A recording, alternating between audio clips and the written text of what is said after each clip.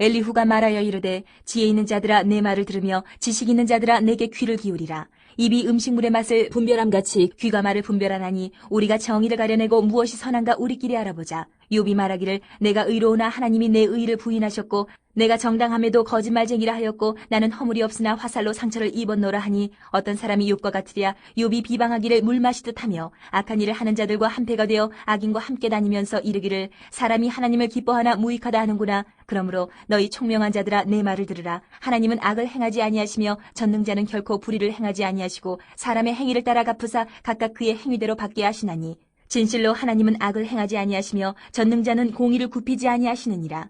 누가 땅을 그에게 맡겼느냐? 누가 온 세상을 그에게 맡겼느냐? 그가 만일 뜻을 정하시고 그의 영과 목숨을 거두실진대 모든 육체가 다 함께 죽으며 사람은 흙으로 돌아가리라.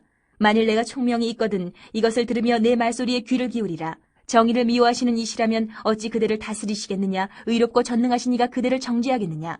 그는 왕에게라도 무용지물이라 하시며 지도자들에게라도 악하다 하시며 고관을 외모로 대하지 아니하시며 가난한 자들 앞에서 부자의 낯을 세워주지 아니하시나니 이는 그들이 다 그의 손으로 지으신 바가 됨이라. 그들은 한밤중에 순식간에 죽나니 백성은 떨며 사라지고 세력 있는 자도 사람의 손을 빌리지 않고 제거함을 당하느니라. 그는 사람의 길을 주목하시며 사람의 모든 걸음을 감찰하시나니 행악자는 숨을 만한 흑암이나 사망의 그늘이 없느니라.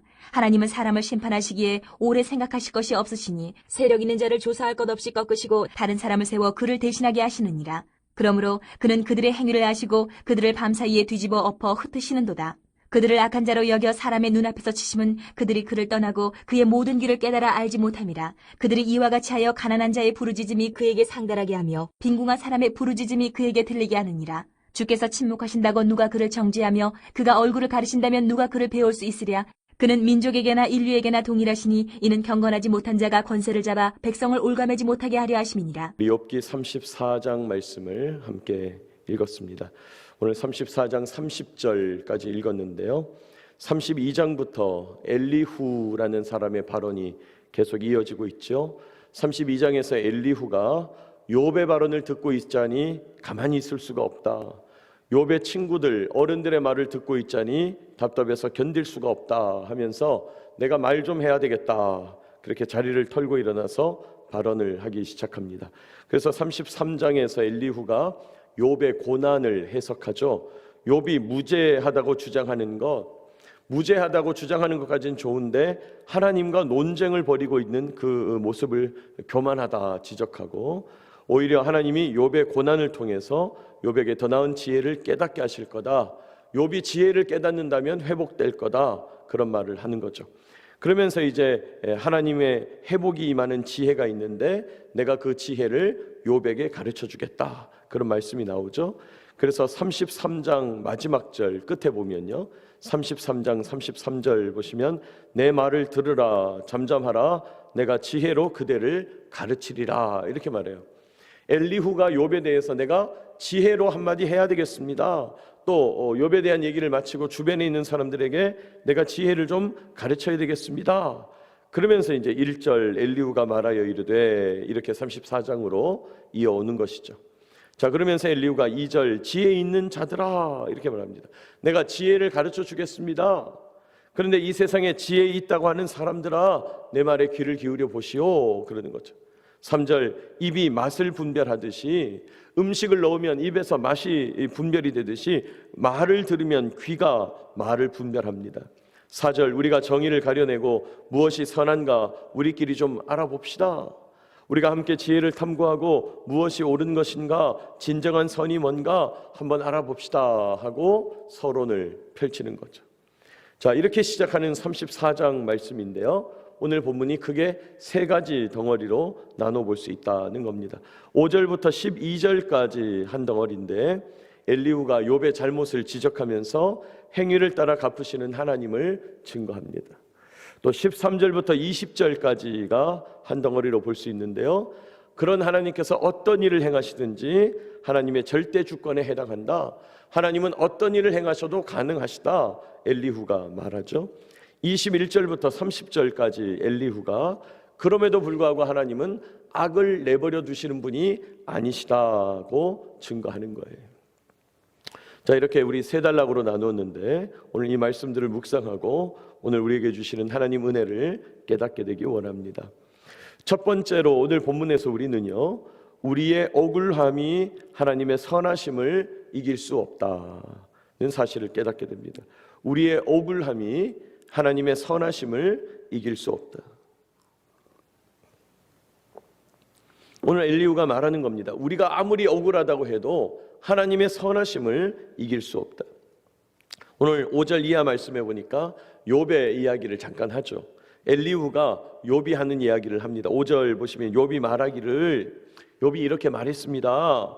내가 의로운데도 불구하고, 내가 의로우나 하나님이 나의 의를 인정하지 않으셨다. 6절, 내가 정당함에도 불구하고 하나님이 나에게 거짓말장이라고 하셨다. 나는 허물이 없음에도 불구하고 하나님이 쏘신 화살에 내가 맞아서 지금 피 철철 나고 있다. 상처 입었다. 욥이 말하는 거죠. 여러분 욥이 앞서서 계속 억울함을 호소했죠. 나는 무죄한데 하나님 나에게 말씀하지 않으신다. 계속해서 그런 얘기를 하게 될 때 7절, 8절 이제 엘리후가 욥을 비판하죠. 악한 이들과 한패가 됐다. 욥이 하나님을 비방했다. 그런 얘기를 쭉 비판합니다. 그러니까 욥이 억울할 수는 있겠지만은 아무리 욥 자신이 억울하다고 해도 하나님의 선하심을 부인해서는 안 된다는 거죠. 10절도 보니까 그러므로 너희 총명한 사람들아 내 말을 들으라 하면서 하나님은 악을 행하지 않으시는 분이다. 전능하신 분은 결코 불의를 행하지 않으신다 말씀이에요. 또 11절 사람의 행위를 따라 갚으사, 하나님은 사람의 행위를 따라 갚으시는 분이다. 12절 하나님은 진실로 하나님은 악을 행하지 않으시고 의를 굽히지 않으신다. 뭘 강조합니까? 하나님의 선하심을 강조하는 거예요. 그렇습니다. 욥이 아무리 억울하다 할지라도 하나님의 선하심을 부인할 수 없어요. 욥이 아무리 억울하다 할지라도 하나님의 의로우심, 하나님의 온전하심을 거부할 수는 없다는 거예요. 여러분 우리도 욥의 삶을 보니까 욥이 억울할 수는 있는 거죠. 그러나 욥이 억울한 것과 우리 하나님이 불의하시다는 말은 다른 말인 거예요. 아무리 욥이 억울해도 하나님이 선하지 않다고 말할 수는 없다. 그건 별개의 문제라는 거예요. 여러분 때로 우리 삶에서 우리도 억울할 때가 있죠. 하나님 내가 이렇게 노력했는데 왜 나에게 이런 결과를 주십니까?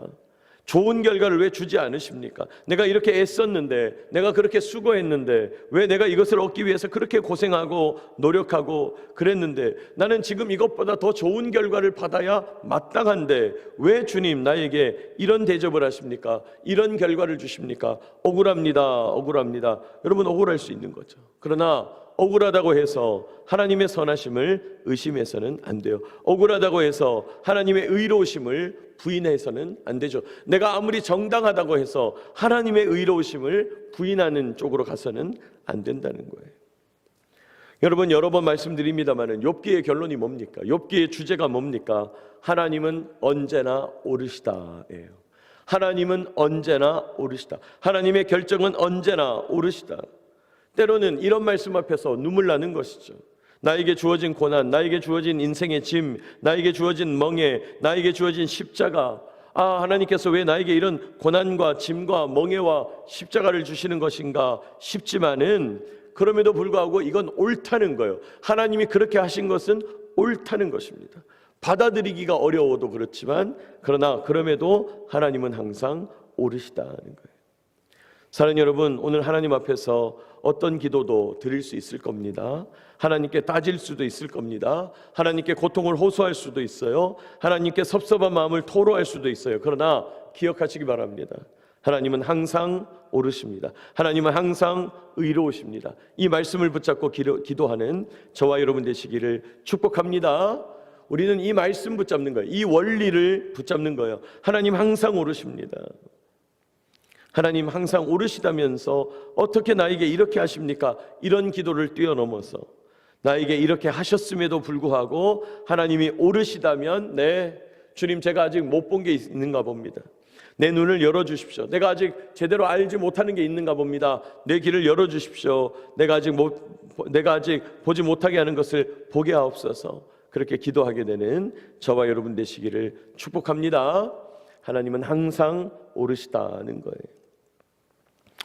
두 번째로 오늘 본문에서 우리는요, 하나님의 어떤 처분도 이의를 제기할 수 없다는 사실을 깨닫게 돼요. 하나님의 어떤 처분도 우리는 이의를 제기할 수 없다. 이의가 뭡니까? 다른 뜻, 반대 의견을 표명해서는 안 된다는 거예요. 여러분, 이 말은 우리가 앞서서 묵상했던 말씀과 연결되죠? 하나님은 항상 옳다 그랬죠? 항상 옳으신 하나님께서 어떤 결정을 내리시면, 항상 바른 결정을 하시는, 심판하시는 하나님께서 어떻게 하기로 결정하셨다면 우리는 아무것도 할 수 없다, 그대로 받아들여야 된다는 거예요. 여러분, 14절 15절 우리 같이 한번 읽어볼까요? 14절 15절 시작. 그가 만일 뜻을 정하시고 그의 영과 목숨을 거두실진데 모든 육체가 다 함께 죽으며 사람은 흙으로 돌아가리. 하나님이 만일 뜻을 정하시고 어떤 결정을 내리시면 우리는 하나님 앞에서 그저 아무것도 아니라는 거예요. 그저 하나님 앞에서 흙으로 돌아가는 육체에 지나지 않는다, 아무 말도 할 수가 없다, 그 얘기를 하는 거죠. 18절, 그는 왕에게라도 무용지물이라 하시며. 여러분, 옛날에 왕은요, 권위를 득하기 위해서 힘도 셌지만은 신의 아들이라고 불려졌거든요. 근데 그런 왕, 아무리 막 황송해서 이렇게 뒷걸음질 칠 수밖에 없는 그런 왕이라도, 인간이 볼 때는 높아도 하나님은 그런 왕한테 무용지물이라 하시며, 무슨 말이에요? 너는 쓸모없는 인간이야. 하나님은 이런 말 하실 수 있다는 거예요. 또 지도자들에게, 지체 높은 고관들에게, 귀족들에게 하나님 말합니다. 너는 악하다, 그렇게 말하실 수 있다는 거예요. 여러분, 아무도 하나님의 결정에 의의를 제기할 수 없어요. 그만큼 높은 분이에요. 하나님은 토를 달 수 없는 분이에요. 19절 20절 말씀도 마찬가지죠. 아무리 고관 대작이라 할지라도 지체가 높다는 이유로 하나님이 면을 세워주시는 게 아니다.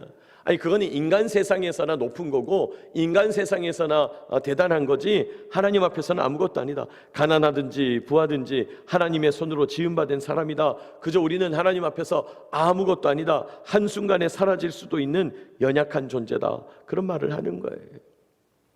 그렇습니다. 하나님이 어떤 결정을 내리시면 우리는 아무도 이의를 제기할 수 없어요. 여러분, 왜 그럴까요? 왜 하나님께서 어떤 결정을 내리시고 어떤 처분을 내리시면 우리는 아무 말도 할 수 없는 걸까요? 하나님과 우리 사이의 간격이 너무 크기 때문이에요. 하나님과 우리 사이의 차이가 너무 크는 거예요. 제가 자주 예를 듭니다마는, 여러분, 간장 종지에다가 태평양을 담을 수 있습니까? 못 담는 거죠. 간장 종지와 태평양은 도대체 비교할 수가 없는 어마어마한 차이죠. 그러나 수학적으로는 다 표현할 수 있겠지만 하나님과 우리 사이는 표현이 불가능한 차이다는 거예요. 간장 종지와 태평양 정도로는 비교할 수 없을 정도로 차이가 난다는 거예요. 여러분, 이런 차이는 하나님과 우리 사이의 차이에 비하면 아무것도 아닌 거죠. 간장 종지 뭐 그런 거. 하나님과 우리 사이가 더 커요. 간격이 더 커요. 그 크기가 이루 말할 수가 없는 거예요. 여러분, 이렇게 광대하신 하나님, 이렇게 위대하신 하나님 앞에서 우리가 어떻게 이의를 제기하냐고요. 하나님 앞에서 우리는 그 어떤 의의도 제기할 수 없다. 그러므로 하나님 앞에서 우리는 어떤 존재입니까, 여러분? 주어진 대로 사는 존재인 거예요. 우리는 그저 주어진 대로 사는 거예요. 우리가 태어날 때부터 하나님께서 주어주신 게 있어요. 하나님의 강권적인 역사로 너는 이만큼이야 정해놓으신 게 있어요. 내 삶에서 내 힘으로 어떻게 할 수가 없어요. 그런 결과물들 하나님의 섭리로 구성된 것이라면 받아들여야 된다는 거예요. 받아들여야 된다는 거예요. 물론 내 삶에 보면 내 욕망 때문에 이만큼 끌고 온 것도 있죠. 내 의지, 내 고집 가지고 이만큼 끌고 온 것도 있어요. 그러나 그런 것 말고 하나님이 정해놓으신 거, 여러분, 우리가 대한민국에 태어난 거, 그거 하나님이 정한 거잖아요. 우리가 그런 부모님을 만나게 된 거, 그거 하나님이 정하신 거예요. 여러분, 우리 키가 딱 그만한 거, 그거 하나님이 정하신 거예요. 그건 어떻게 방법이 없는 거예요. 그대로 인정하고 받아들여야 되는 거죠. 하나님의 강권적인 역사라면, 하나님이 정해놓으신 거라면 여러분, 묵묵히 주어진 대로 살아가는 것입니다. 근데 인간은 어떻게 합니까? 상황을 바꾸려고 그러고 형편을 바꾸려고 그러고 환경을 막 바꾸려고 그런다. 바뀌어지냐? 안 바뀌어져요. 그럼 어떻게 해야 됩니까? 우리에게 주어진 삶을 하나님 앞에서 묵묵히 살아가는 것입니다. 왜요? 우리하고 간격이 이루 말할 수 없이 크신 하나님께서 정해놓으셨기 때문이에요. 우리는 어떤 의의도 제기할 수 없는 관계라는 거예요. 오늘도 하나님의 어떤 결정에도 이의를 제기하지 않고 절대 순종하며 나아가는 저와 여러분 되시기를 축복합니다. 절대 순종하며 나아가는 거예요. 그러니까 하나님이 정해놓으신 틀 안에서 사는 거예요. 그런데 그 안에서 그저 묵묵히 오늘도 낙심하지 않고 주님 섬기며 선을 행하며 살아가다 보면 낙심하지 않으면 때가 이름에 거두리라 말씀하시는 거예요. 주님의 뜻이 있다는 것입니다. 마지막 세 번째로 오늘 본문에서 우리는요, 하나님의 최후 심판은 악을 징벌하신다는 것을 깨닫게 돼요. 하나님이 악을 징벌하시는데, 그런데 그 악의 징벌을 순간순간 꼬치꼬치 따라잡으시고 개입하시고 간섭하시고 이렇게 징벌하시는 것이 아니라 최후 심판을 통하여 징벌하신다는 거예요. 최후 심판. 21절 보니까 그는 사람의 길을 주목하시며 사람의 모든 걸음을 감찰하시다니. 25절 보니까 그러므로 그는 그들의 행위를 아시고 그들을 밤사이에 뒤집어 엎어 흩으시도다. 여러분, 무슨 말입니까? 하나님이 다 보고 계시다는 거예요. 왜 하나님께서 당장 악을 그대로 내버려 두시는가? 왜 하나님이 악을 방치하시는가? 우리가 이런 생각이 들 때가 있지만은, 그러나 하나님은 악을 징벌하시는데 다 보고 계시다는 거예요. 다 보고 계시다가 최후의 심판을 통하여 징벌하신다. 여러분, 최후 심판, 나중에 하는 심판, 세상 끝날 때나 있을 심판으로 생각할 수 있지만은요, 그러나 최후 심판은 많이 남아있지 않습니다. 여러분, 최후 심판은 그렇게 멀리 있는 게 아니에요. 왜요? 우리는 내일 당장 죽어도 이상할 것이 없는 인생이잖아요. 우리는 내일 죽을 수도 있는 인생이잖아요.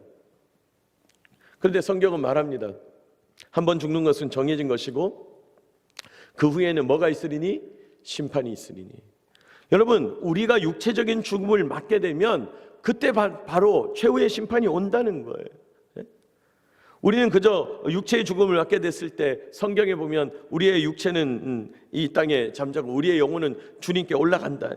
여러분, 우리가 하나님 앞에서 최후의 심판을 받게 되는 것이죠. 여러분, 심판은 우리 옆에 바짝 붙어 있다는 것입니다. 때로는 우리가 세상을 살 때 왜 하나님이 침묵하시는 건가, 이런 의심이 들기도 하죠. 29절 보니까 주께서 침묵하신다고 누가 그를 정죄하며 그가 얼굴을 가리신다면 누가 그를 배울 수 있어요? 그렇습니다. 하나님이 침묵하시는 것 같아도 아무도 그분에게 뭐라 할 수가 없다는 거예요. 분명한 사실은 뭐냐? 하나님이 모든 민족에게, 인류에게, 29절 끝에 보니까 모든 민족과 인류에게 동일하시다. 30절, 경건하지 못한 자가 백성을 괴롭히면서 집권해도 그것조차도 하나님이 결정하신 거다 말씀해요. 아무도 하나님께 뭘 할 수 없다. 그렇다고 해서 하나님이 심판하지 않으시냐? 아니라는 거예요. 최후 심판이 있다는 거예요. 당장은 내가 살아있는 동안에 악이 승리하는 것 같고, 당장은 하나님 침묵하시는 것 같고, 당장은 악을 내버려 두시는 것 같은 그런 생각이 든다 할지라도, 그러나 분명한 것, 하나님의 심판이 멀지 않다는 거예요. 당장 내가 육체의 죽음을 당한다면 바로 최후 심판과 연결될 거라는 거예요. 그러므로 여러분, 하나님의 침묵이 그리 길지 않습니다. 하나님 아무 말씀하지 않으신 것 같아도 하나님의 무관심 그렇게 길지 않습니다. 하나님이 방치하시는 것 같은 느낌 그렇지 않다는 거예요. 하나님은 다 보고 계시고 감찰하고 계시다는 거예요. 여러분, 하나님 오늘도 하나님의 최후 심판을 바라보면서 실망하지 않고 묵묵히 예배하며 나아가는 저와 여러분 되시기를 축복합니다.